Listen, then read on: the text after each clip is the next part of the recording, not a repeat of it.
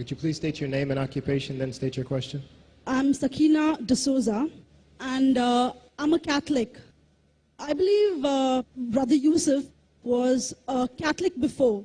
I would like to ask him the simple question. He was brought up like a Catholic, but what made him change? Doesn't he believe that the Messiah is true, or did he ever feel that the religion, Catholic religion, has not brought up any Messiah and the Bible is false? I would like to just know what that means, because he said he was a Catholic before and now he has become a Muslim. What made you change? What was that storyline before? Doesn't he believe that there is a Messiah, or the Messiah had come, saved us, died on the cross? Thank you very much for a good question. I hate to disappoint you, but I wasn't a Catholic. But I was with a Catholic priest the night that he accepted Islam. And I asked him these questions you asked me. Because after all, I was still a Christian, a preacher in Christianity, and I wanted to know why my best friend, a Catholic priest, had converted.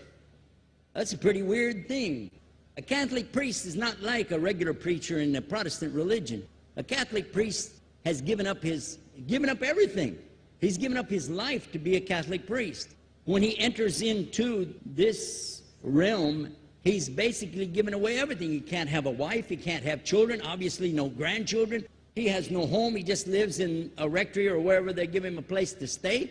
And he's sent wherever they tell him to go, do whatever he's told to do, and that's it. And he cannot disobey the Pope, otherwise they can kick him out of the religion, and if they do, he's excommunicated and he goes to hell forever. So how would a person like this want to become one of those Muslim terrorists? That's what I wanted to know. He explained in a very few beautiful words something that I came to learn for myself. He said that he was sincerely in the Catholic religion because he believed in God, that he had studied, his degree was in theology, and a part of the teaching that they as priests have is to study Islam. Every priest is forced to study Islam. Now, you may not know that, but you can ask your priest and he'll confirm it. And when you study Islam, even when Islam is taught to you by somebody who hates Islam, as long as they don't corrupt it too far, you can still see the truth in Islam. A classical example happened to me just recently when I was in Saudi Arabia. A friend of mine, very old copy of one of the first Qurans ever translated to English by George Sale. George Sale hated Islam, he hated the Muslims, but when he translated the Quran to English, he was true to the text of the words. Although maybe not getting all the meaning, he certainly was true to the text of the words. I was shocked when I read it. Have you seen it? You know what I'm talking about? Amazing.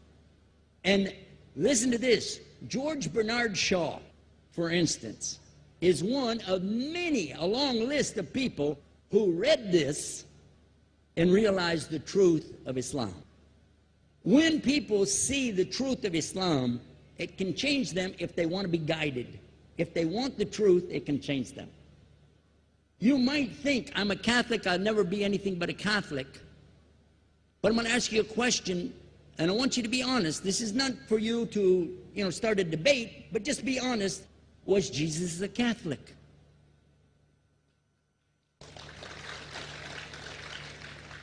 And it's not open to debate, so there's no point in opening that up, because you know and I know he wasn't. The Catholic Church was in business about 300 years before Jesus was born. It's on their website. Don't go like this. It's on their website. That's where I took it from. The Catholic Church was really started in Rome by Alexander the Great. Do you know what the word Catholic means? It means universal. It was the universal church for the Roman Empire. If you didn't join it, you could not be a Roman citizen. And it was opposed to the teachings of Judaism and opposed to the teachings of the early Christians for more than 200 and some years. And they were diametrically opposed to each other to the extent that it was the Romans killing the early Christians. Now, if you understand that, and you go to their website and read, they didn't even take over Christianity until the year 325 AD. And when they did, they changed a lot of things. Again, referring to their own website. But if you want to check it in Britannica or Americana or grow your encyclopedias, go ahead and read about the Catholic Church.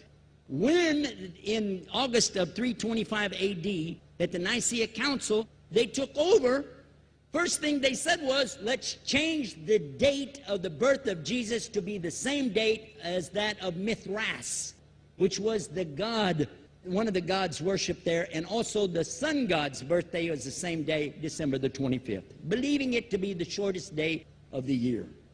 And Constantine was a sun worshiper of Sol Invictus. Go to the website, read it for yourself.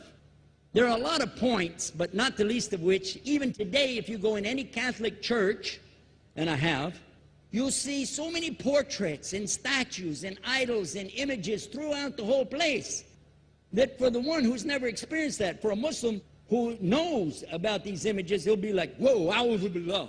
Whoa, what's this? The first time I walked in a Catholic church, I was about 10 years old. I was shocked. I was shocked at the idols and statues everywhere, because in the Protestant religion, we were brought up to believe that the second commandment was just as important as the first commandment. The first commandment in the Bible, in Exodus, is the same as the first commandment in the book of Deuteronomy.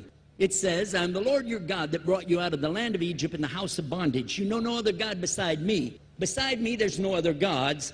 Thou shalt not have any other gods beside me. How many in this room agree with that commandment? Raise your hand. You notice the Muslims are raising their hand, because it means Ashhadu an la ilaha illallah. That's the first commandment for us as well.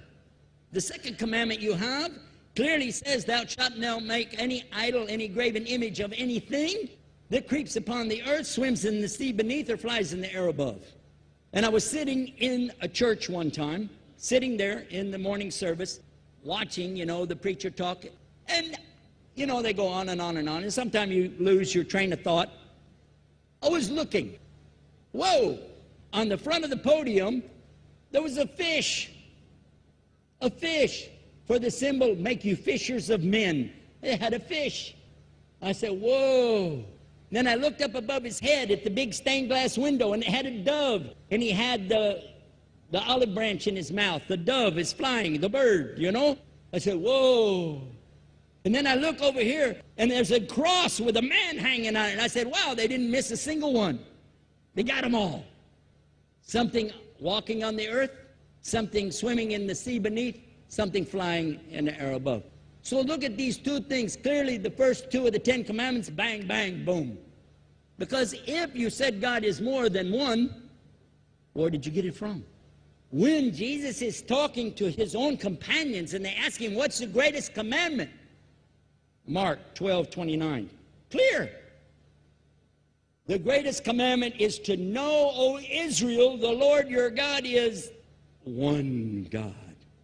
And you have to love him with all your heart, and all your mind, and all your strength.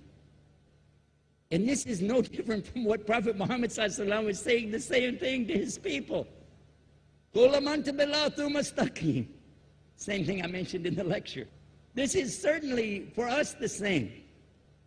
So what you see is Muslims practicing the commandments, and you see people claiming the commandments but practicing something else. And I have seen more converts from the Catholic Church than any other of the many sects of Christianity, and especially from the nuns, priests, and even an archbishop. And all of them are better than me. They still sacrifice their whole life to get the true message of Islam, not only to you, but to Muslims as well, because we all need to know about it. But thanks for a great question.